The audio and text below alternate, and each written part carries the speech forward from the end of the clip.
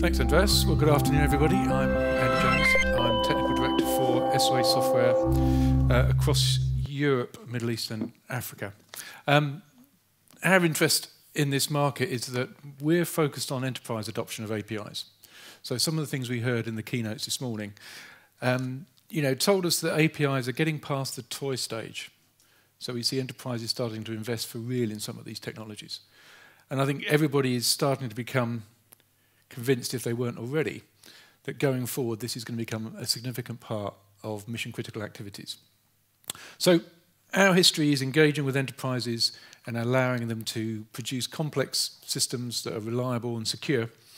And it's my pleasure to go around Europe, our customers and our prospective customers, and talk to them about how they're going to make this a reality, in line with their reputational and corporate responsibilities. I think one of the things that was impressive about the Lego presentation this morning was that they've had their brand and their responsibility to their customers central throughout their consideration of APIs and their deployment.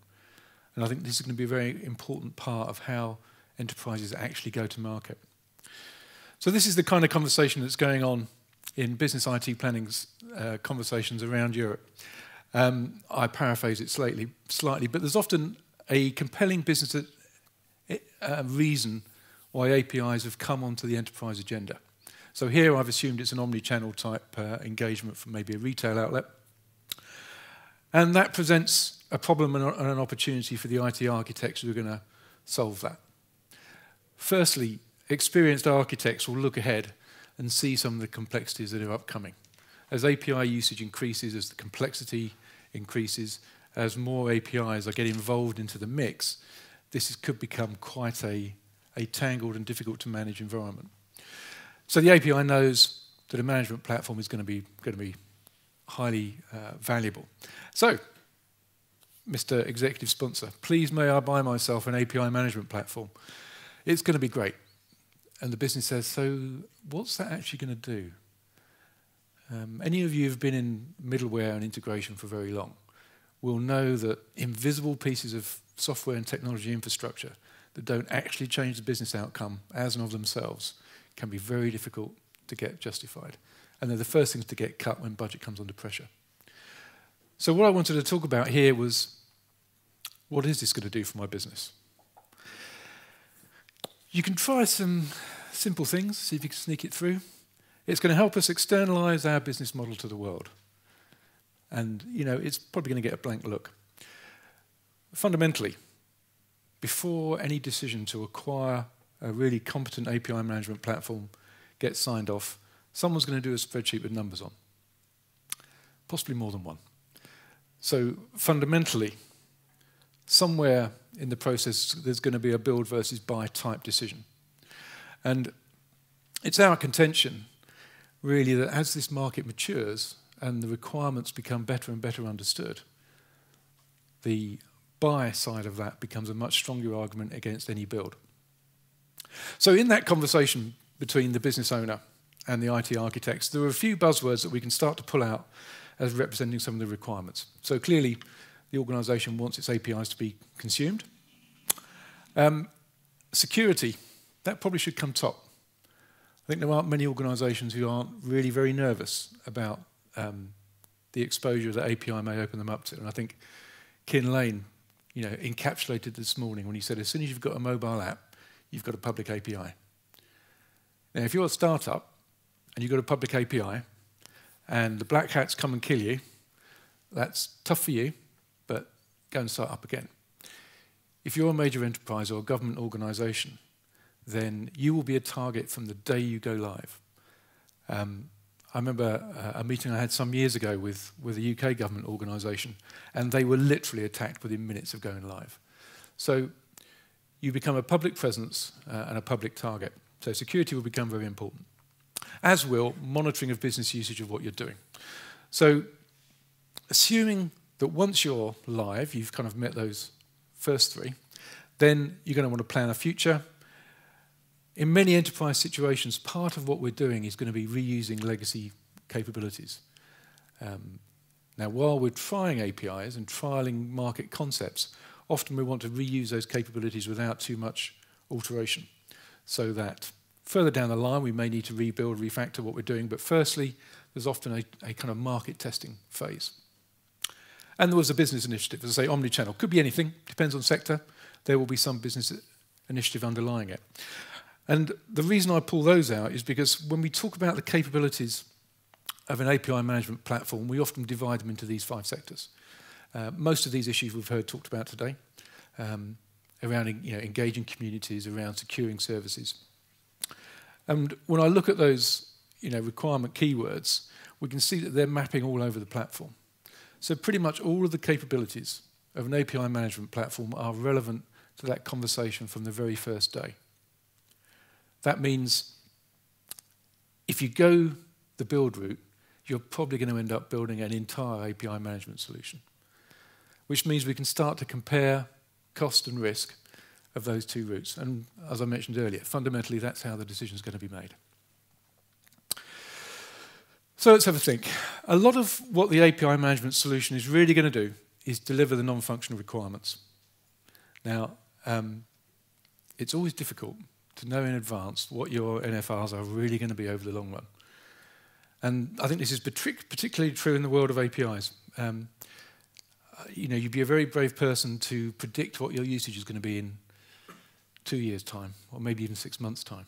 So there's lots of difficulty. But what you can be sure of, whatever concept your organisation has of deriving value from APIs, time will be of the essence.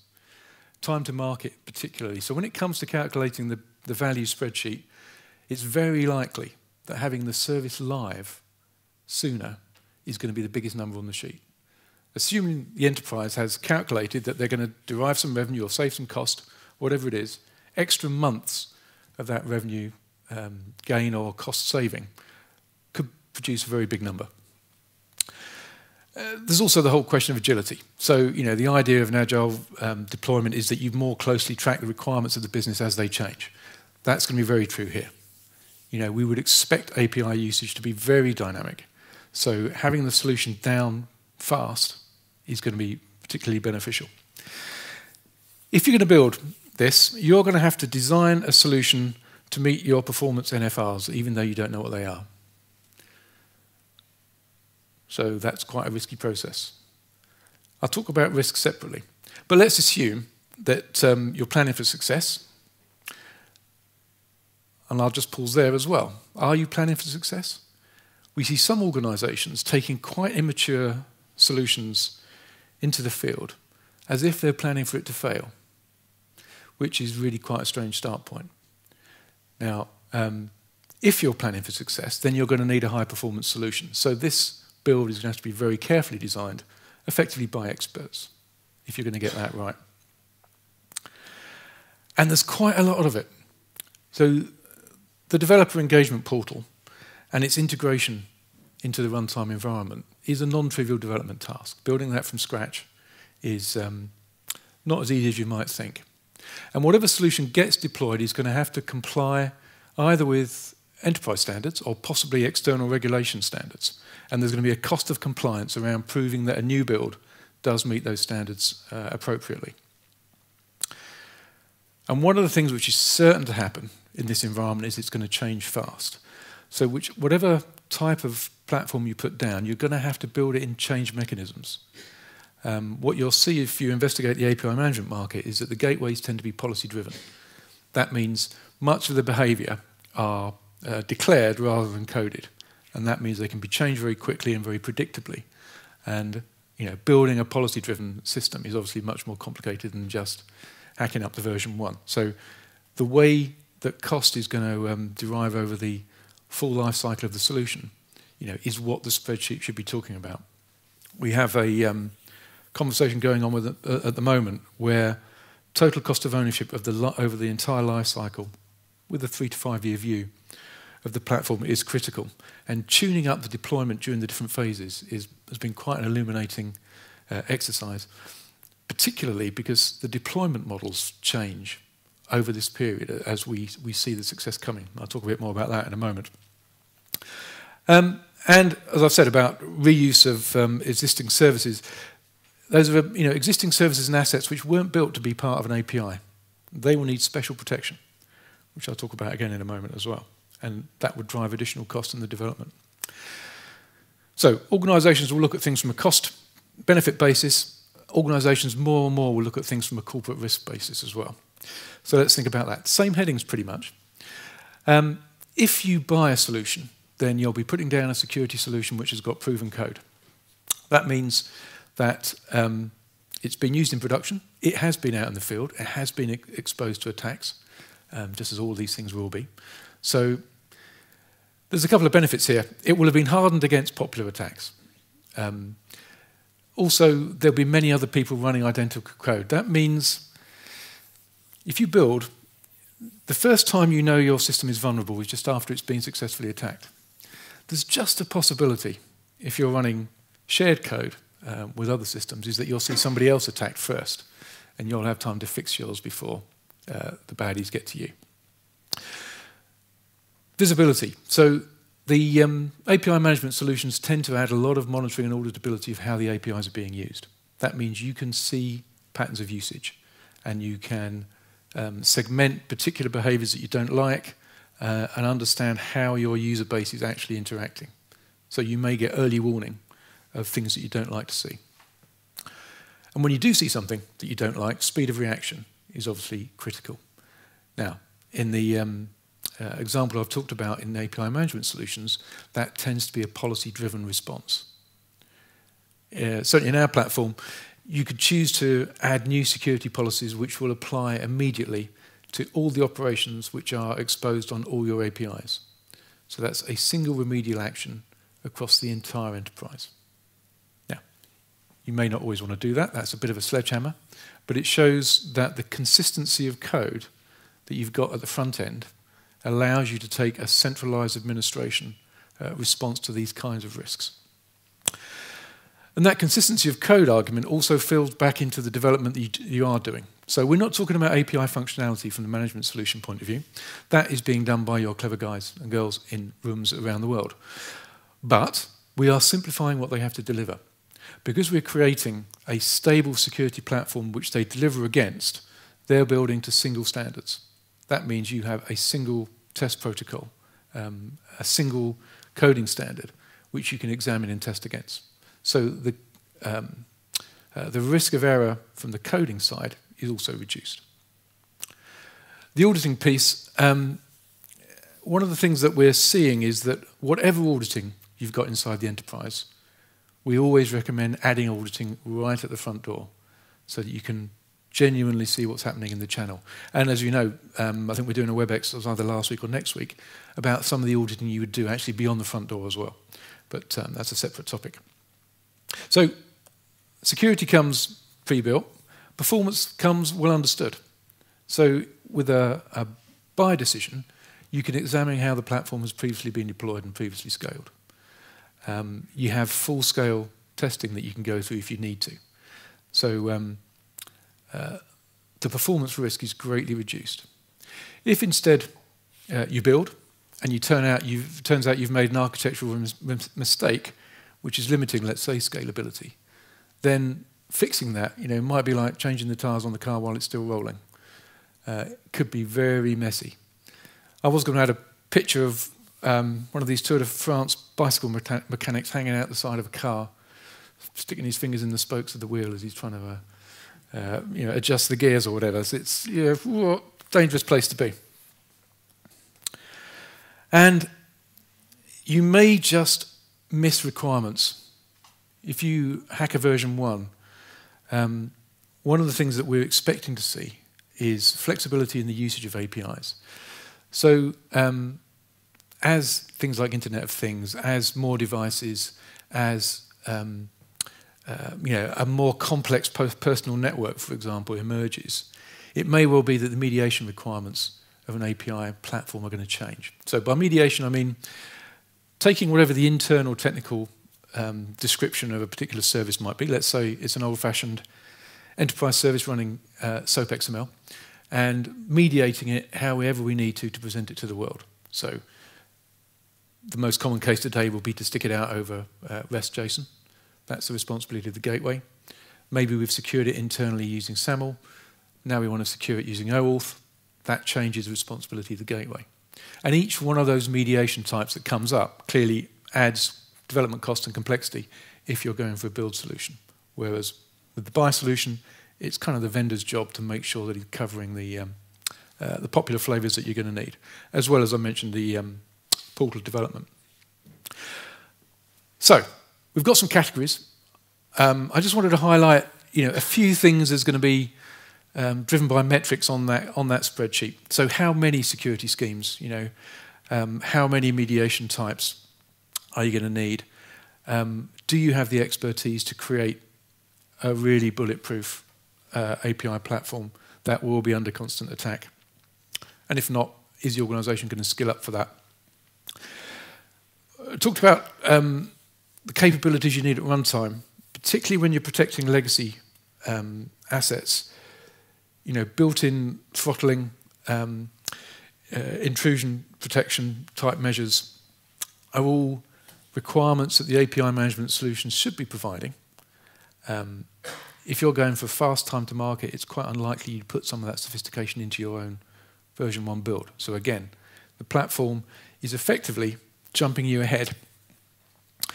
And as I mentioned, it's a production quality system. And certainly in our case, it's being code scanned nightly for vulnerabilities in our current processes, and periodically being subjected to penetration testing, as you would expect. One of the things we have the pleasure of is working with major enterprises such as banks, government institutions, as I mentioned, and they look quite closely at our security performance, which means that you don't need to. I know that's a bit of a marketing tagline, isn't it? But there you go. It's this question of proven code built by experts to fulfill an infrastructure role within the solution. So that's the security kind of points. What about these speed points? I think the top one for me is at the top of the slide. So if we accept that an enterprise puts its reputation on the line as soon as its API goes live, then the gateway has to be production quality, full strength from day one. So you can either delay the program while you're getting there, or use a specialist platform as part of what we're doing. I also like the bottom point on here. As I mentioned, part of that sheet is going to talk about cost of acquisition of a solution. And those different mechanisms to access solution will draw different price points. So there certainly is a temptation and a benefit in starting with a cloud solution. It's the fastest possible deployment.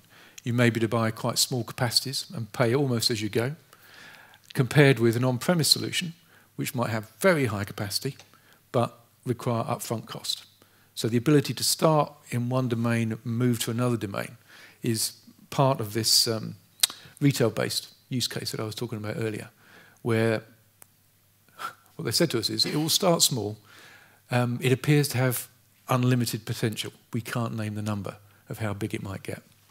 So that means they're going to want to change pricing models from a pay-as-you-go model while they're trying it out to a now we can build a huge data center based on this alone. So that's an important point of making the cash flow work in the business case piece. So my summary is this, really. API's mainstream initiative. The need for speed increases rather than decreases when that happens. And that's because enterprises compete with each other. Startups don't, in a way. Startup is hoping to get an innovative idea which lands on a blue piece of ocean where they can create their own market. But enterprises already know who their competitors are, so they have to outpace them. But it's becoming more complicated, and when it goes wrong, the security compromises are front-page news. So this is a bad thing. This can be career limiting. As I've mentioned, some of those non-functional requirements which put so much danger and risk into the program can be delivered by acquiring API management. And I think this fundamental question, are we building for success or failure, is really at the heart of what I'm talking about. A successful platform, looking ahead, will have all these capabilities. So if you believe that that's true, and you believe that APIs will be at the heart of every enterprise organization, it's not a question of if the organization has an API management platform, it's a question of when. The sooner it's acquired, the total cost of ownership for the enterprise goes down, other costs are avoided. As I've mentioned, you can just count how many things. You can make a spreadsheet which will say the comparative cost of deploying with and without the management solution is this. And I think it's also going to be a point of attention for corporate governance, risk and control. There are potentially serious corporate risks here, and those folks know how to kind of value those and add those into the business case. So there we are. I think it's an activity that's well worth doing, although it's slightly off the technical line, but it is going to make a solution which is fit for purpose. Thank you very much.